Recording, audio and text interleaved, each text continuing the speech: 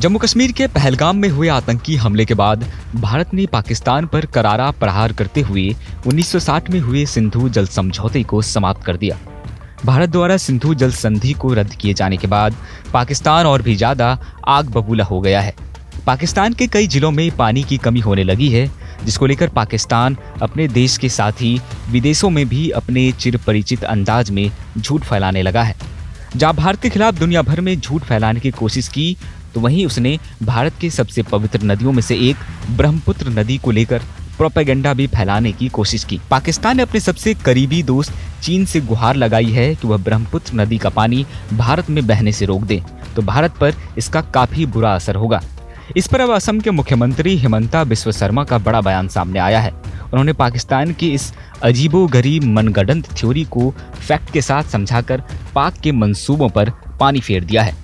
असम के सीएम हिमंता बिस्वा शर्मा ने social media platform x पर एक लंबी चौड़ी पोस्ट लिखी। उन्होंने लिखा कि ब्रह्मपुत्र एक ऐसी नदी है जो भारत में बढ़ती है, घटती नहीं है। चीन ब्रह्मपुत्र नदी के कुल जल प्रवाह में केवल 30 से 35% का योगदान देता है।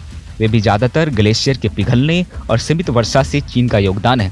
उन्होंने आगे लिखा कि ब्रह्मपुत्र नदी का 65 से 70% हिस्सा भारत के अंदर ही उत्पन्न होता है, क्योंकि अरुणाचल प्रदेश, असम, नागालैंड और मेघालय में मूसलाधार मानसूनी बारिश होती है, जो इस नदी के बाकी के जल को पैदा करती है। इसके साथ ही उन्होंने लिखा कि अगर चीन कभी ब्रह्मपुत्र के जल को कम भी कर दे, जो कि अब तक किसी भी मंच पे ना कहा गया है, ना संकेत दिया गया है, तो ये भारत के लिए मददगार ही साबित होगा, क्योंकि हर वर्ष असम में आने वाली भीषण बाढ़ लाखों को विस्थापित करती है और भारी तबाही लाती है। आपको बताते चले कि भारत के उत्तरी पूर्वी राज्यों की जीवन धारा ब्रह्मपुत्र नदी का उद्गम भले ही चीन के कब्जे वाले तिब्बत से होता हो, लेकिन इसका ज्यादातर विस्तार भारत में ही होता है।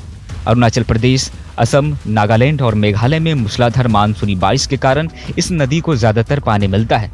इसके साथ ही मानसून, धनसिरी, जिया, भराली, कोपिली जैसे सहायक नदियों की वजह से ब्रह्मपुत्र नदी को विस्तार मिलता है। अब अगर ऐसे में चीन पानी रोकने की हिमाकत करता भी है, तो भारत पर इसका ज्यादा असर नहीं होगा, बल्कि भारत के लिए ये फायदेमंद ही साबित होंगे, क्योंकि बारिश के महीनों में नदी में अधिक पानी बढ़ने से असम के साथ ही नॉर्थ ईस्ट के राज्यों में बाढ़ के कारण भारी तबाही होती है। और अगर चीन इसका पानी रोकता है, तो इन राज्यों में बाढ़ की समस्या से निजात मिल सकती है।